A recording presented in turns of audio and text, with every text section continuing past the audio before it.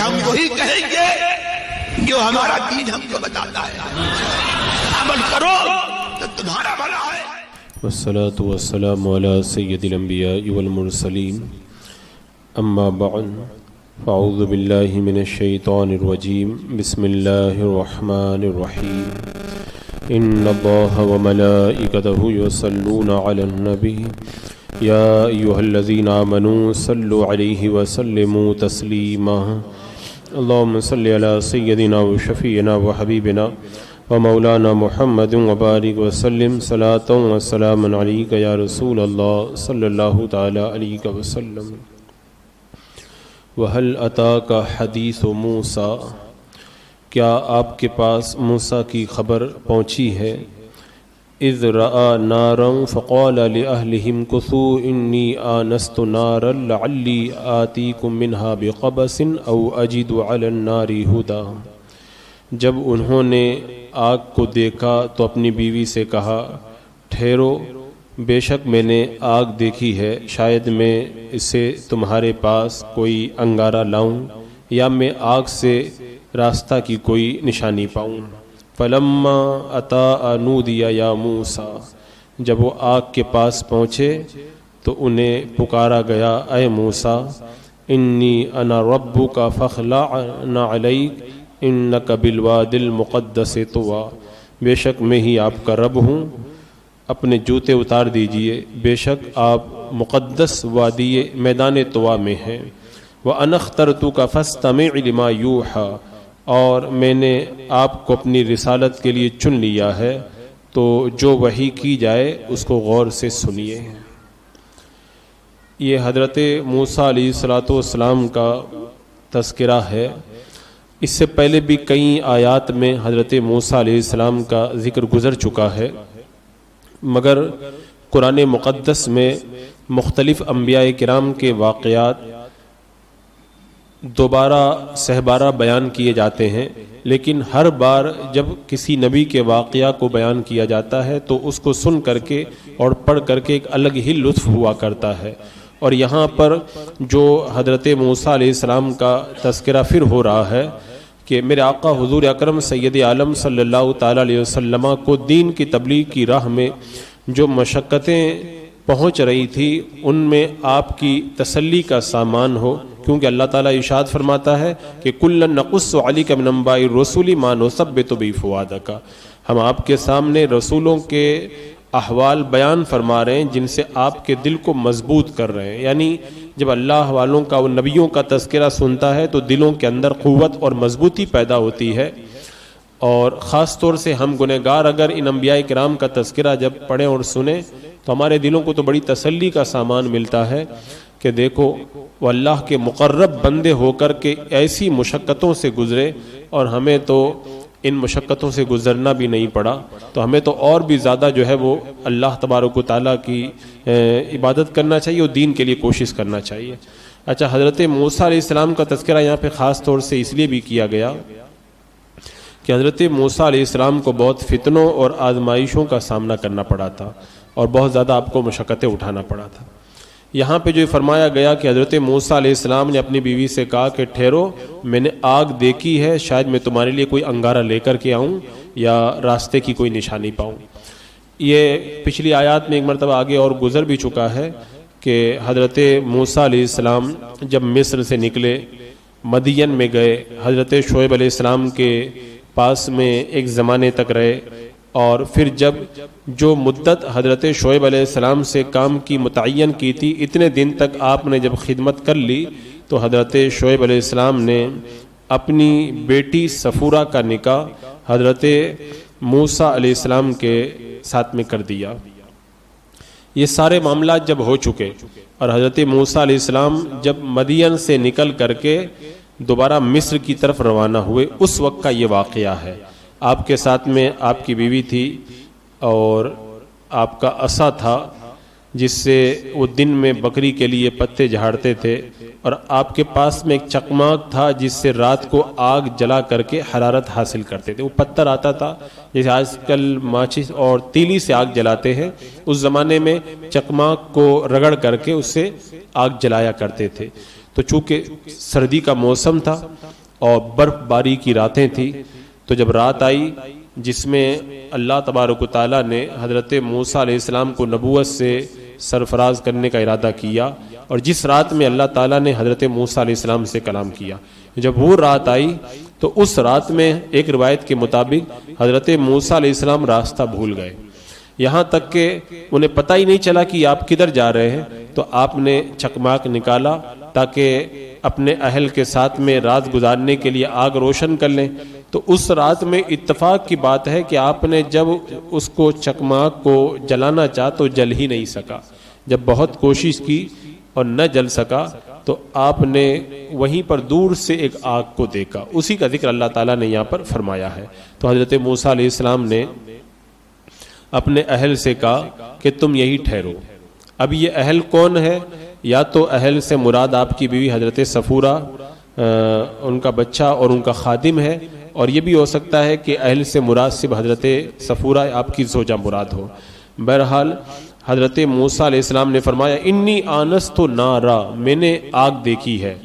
تو جب آپ نے دور سے آگ کو دیکھا تو فرمایا کہ میں جا رہا ہوں، تمہارے لیے انگارہ لے کر کے آؤں گا یا آگ سے راستے کی کوئی نشانی پاؤں گا.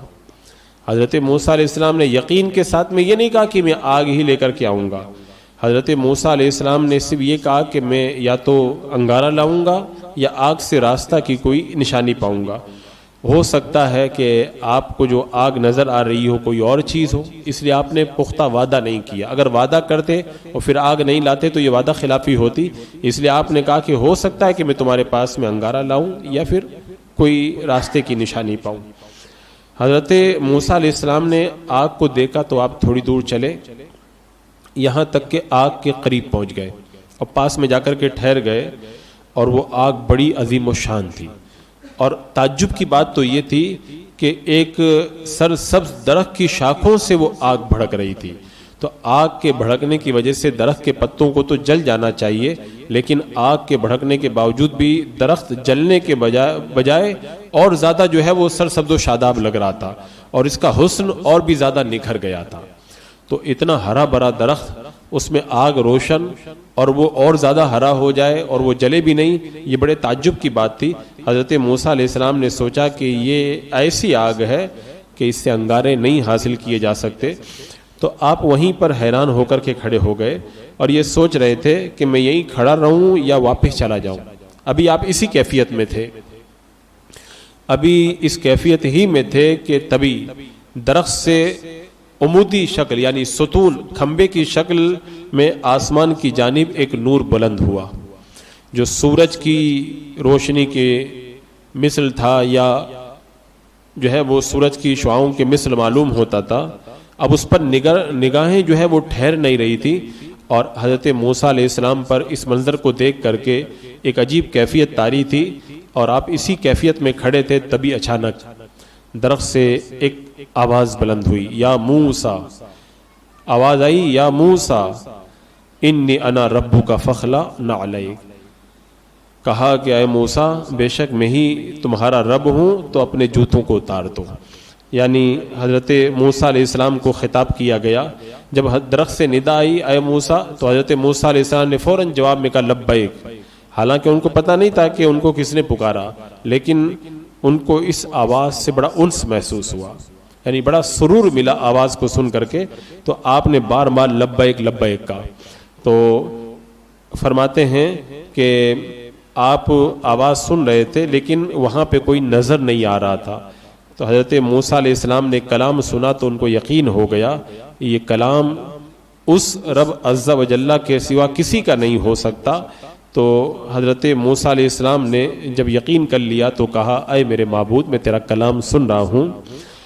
اور اس کے بعد میں آواز آئی قریب آ جاؤ. حضرت موسیٰ علیہ السلام اپنے عصا کو دونوں ہاتھوں میں پکڑ کر کے کھڑے ہو گئے، اور حضرت موسیٰ علیہ السلام نے جب وہ کلام سنا اس کی ہیبت طاری تھی. آپ کے جو کندھے ہیں وہ کپ کپا رہے تھے کیونکہ کلام الہی کی ہیبت بڑی ہوا کرتی ہے. آپ نے سنا بھی ہوگا جب میرے آقا صلی اللہ تعالیٰ علیہ وسلم پر غار حرا کے اندر وحی نازل ہوئی تھی اور جب وحی نازل ہونے کے بعد میں آپ غار حرا سے اتر کر کے نیچے تشریف لا رہے تھے تو بخاری شریف کی حدیث پاک ہے کہ اللہ کے رسول علیہ الصلوۃ والسلام کے کندھوں کا گوشت جو ہے اس وقت جو ہے وہ ہل رہا تھا. تو یہ ایک عجیب ہیبت اور رعب ہوتا ہے وحی کا، جس کی وجہ سے یہ کیفیت طاری ہو جاتی ہے. اب حضرت موسیٰ علیہ السلام نے کلام سنا تو کندھے کپ کپانے لگے اور قدم لڑکھڑانے لگے اور دل کی کیفیت عجیب ہو گئی، یہاں تک کہ آپ درخت کے قریب ہو گئے جہاں سے آپ کو ندا کی گئی تھی. اب حضرت موسیٰ علیہ السلام نے اللہ کا کلام سنا جس میں نہ کوئی حرف تھا نہ کوئی آواز تھی. اللہ کا کلام جو ہے وہ اس کو حرف اور آواز کے ساتھ میں نہیں سنا جاتا. اللہ تبارک و تعالیٰ کے کلام کی الگ ہی کیفیت ہوا کرتی ہے، اس کو ہم الفاظ میں بیان بھی نہیں کر سکتے. اب حضرت موسیٰ علیہ السلام نے جب یہ کلام سنا، حضرت عبداللہ بن مسعود رضی اللہ تعالیٰ عنہ بیان کرتے ہیں اللہ کے رسول علیہ السلام نے ارشاد فرمایا، جس دن حضرت موسیٰ علیہ السلام نے اپنے رب سے کلام کیا اس دن انہوں نے اون کی چادر، اون کا جھبا پہنا ہوا تھا اور آپ کی آستینیں بھی اون کی تھی اور شلوار بھی اون ہی کی تھی اور اس کے نالین بھی ایک گدھے کے اون کے یعنی چمڑے کے بنے ہوئے تھے. اب اللہ تبارک و تعالیٰ نے ارشاد فرمایا فخلع نعلیک، تو اپنے جوتوں کو اتار دو. اب جوتے اتارنے کا حکم دیا. ظاہر سی بات اللہ کی بارگاہ بڑی ادب کی بارگاہ ہے، وہاں پر جوتوں کو اتار دینا یہی ادب کا تقاضا ہے. آپ نے دیکھا بھی ہوگا جب لوگ بادشاہوں کے پاس جاتے ہیں تو ادب کے طور پر جوتوں کو اتار دیتے ہیں، تو اللہ تبارک و تعالیٰ کی بارگاہ کی حاضری کے وقت تو جوتے اتار دینا اور زیادہ ضروری ہے. حضرت امام مالک رحمۃ اللہ تعالیٰ علیہ جب مدینہ منورہ میں چلا کرتے تھے تو سواری پہ سوار نہیں ہوتے تھے. کیوں؟ مدینہ منورہ کے ادب کی وجہ سے، اور یہ مدینہ منورہ کی سرزمین کی تعظیم کی وجہ سے تھا. اسی وجہ سے حضرت موسیٰ علیہ السلام کو بھی حکم دیا گیا کہ اس مقدس سرزمین پر اپنے جوتوں کو، نعلین کو اتار دو. تو یہ اہل ادب کا طریقہ ہے. تو حضرت موسیٰ علیہ السلام کو جوتے اتارنے کا حکم دیا گیا. جب آپ نے اپنے جوتے اتار دیے، حکم ہوا انک بالوادی المقدس طویٰ، بے شک آپ مقدس میدان طویٰ میں ہیں. یہ میدان طویٰ کہاں پہ ہے؟ ارض سینا میں طور کے قریب ایک وادی کا نام ہے طویٰ. اللہ تعالیٰ نے اس وادی کو مقدس فرمایا کیونکہ اللہ تبارک و تعالیٰ نے اس سرزمین سے کفار کو نکال کر یہاں پر مومنوں کو آباد کیا تھا. اور حضرت ابن عباس اور مجاہد وغیرہ نے کہا ہے کہ طویٰ ایک وادی کا نام ہے، اور ایک روایت میں یہ ہے کہ یہ پتریلے کنویں کی طرح گہری اور گول وادی ہے، اور یہ وادی جو ہے ملک شام میں ہے، وادی طویٰ. اب حضرت موسیٰ علیہ السلام کو جوتے اتارنے کا حکم دیا اور فرمایا کہ وَأَنَا اخْتَرْتُكَ فَاسْتَمِعْ لِمَا يُوحَىٰ، میں نے آپ کو اپنی رسالت کے لیے چن لیا ہے. تو اللہ تعالیٰ نے حضرت موسیٰ علیہ السلام کو رسالت سے سرفراز فرما دیا. اور یہ بات یاد رکھی جائے، نبوت و رسالت کسی کی محنت سے نہیں ملتی ہے، یہ اللہ کا فضل ہے. اللہ تعالیٰ جس کو چاہتا ہے اس کو عطا فرما دیتا ہے. اللہ تبارک و تعالیٰ نے حضرت موسیٰ علیہ السلام کو، بس وہ تو جا رہے تھے مصر، یہ مدین سے مصر کی طرف، جنگل میں راستے کے اندر حضرت موسیٰ علیہ السلام کو اپنے کلام سے بھی سرفراز فرما دیا اور نبوت سے بھی سرفراز فرما دیا.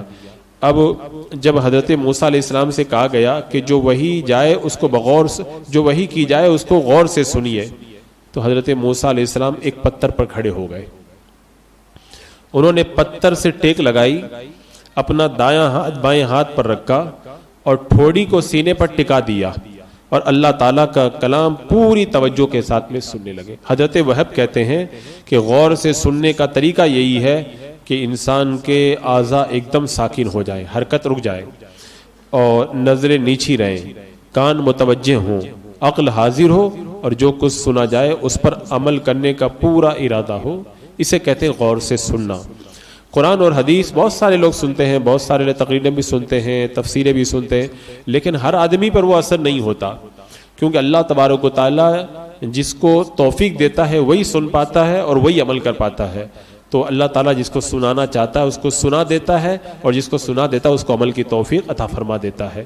تو اللہ تبارک و تعالیٰ نے آگے ارشاد فرمایا کہ انی انا اللہ لا الہ الا انا فاعبدنی واقم الصلاۃ لذکری، بے شک میں ہی اللہ ہوں، میرے سوا کوئی عبادت کا مستحق نہیں، اور میری عبادت کیجیے اور میری یاد کے لیے نماز قائم کیجیے۔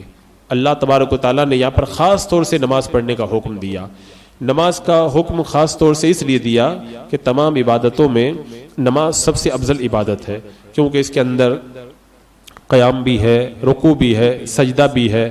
تو کچھ فرشتے قیام کی حالت میں ہیں، کچھ رکوع کی حالت میں، کچھ سجدہ کی حالت میں، کچھ قادہ۔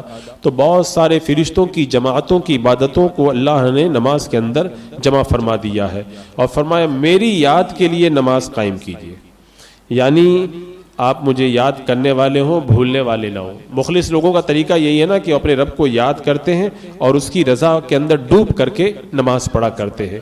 تو خلاصہ اس کا یہی ہے کہ ہمیشہ نماز پڑھیں اور ہمیشہ مجھ کو یاد کریں۔ حضرت انس رضی اللہ تعالیٰ عنہ بیان کرتے ہیں، اللہ کے رسول علیہ السلام نے ارشاد فرمایا، جو شخص نماز پڑھنا بھول گیا یا نماز کے وقت سویا رہ گیا تو اس کا کفارہ یہ ہے کہ جب اس کو نماز یاد آ جائے اسی وقت نماز پڑھ لے۔ کیونکہ اللہ تعالیٰ نے ارشاد فرمایا اقیم الصلاۃ لذکری، میری یاد کے لیے نماز قائم کیجیے۔ تو اگر کبھی بھی نماز چھوٹ گئی تو اللہ نے فرمایا میری یاد کے لیے نماز قائم کی، جیسے ہی یاد آئے فوراً نماز پڑھ لینا چاہیے۔ اور آج کل جو لوگ وظیفوں کے پیچھے اور بہت سارے جو ہے وہ اعمال کے پیچھے گھومتے ہیں، اگر انہیں پتہ چل جائے کہ نماز سے بڑا کوئی وظیفہ نہیں ہے تو پھر وہ نماز کے علاوہ کچھ اور کریں گے بھی نہیں۔ یہ اتنا پیارا وظیفہ ہے، فرمایا خود آپ پڑھیں، جب آپ مرید ہوتے ہیں کسی پیر سے، آپ کو جو شجرہ دیا جاتا ہے اس میں باقاعدہ یہ بات لکھی رہتی ہے کہ جو لوگ ریاضتوں کے چکر میں رہتے ہیں ان کو پتہ ہونا چاہیے کہ نماز سے بڑی اور کوئی ریاضت ہے ہی نہیں۔ آپ پورے جو ہے وہ صحیح طریقے سے وضو و طہارت کریں اور اس کے بعد میں آداب اور ارکان کے ساتھ، شرائط کے ساتھ نماز ادا کریں تو ساری عبادتوں کا لطف آپ کو انشاءاللہ نمازی کے اندر حاصل ہو جائے گا۔ تو اللہ تعالیٰ نے کوہ طور پہ، یہ وادی مقدس وادی طور کے اوپر حضرت موسیٰ علیہ السلام سے فرمایا کہ نماز قائم کرو میرے ذکر کے لیے۔ اس سے نماز کی اہمیت کا پتہ چلتا ہے کہ یہ کتنی عظیم عبادت ہے کہ اللہ تبارک و تعالیٰ حضرت موسیٰ علیہ السلام سے مقدس وادی میں فرما رہا ہے کہ میری یاد کے لیے نماز قائم کرو۔ اور صحیح بات ہے، بندہ جب اللہ کی یاد کے لیے نماز قائم کر دیتا ہے تو اللہ تبارک و تعالیٰ اس کی برکتوں سے اسے دنیا میں بھی اور آخرت میں بھی مالا مال کرتا ہے۔ اور فرمایا گیا کہ جب قیامت میں حساب ہوگا، اگر نماز کا حساب اچھا ہو گیا تو پھر آگے بھی انشاءاللہ اس کے لیے اچھا ہی اچھا رہے گا۔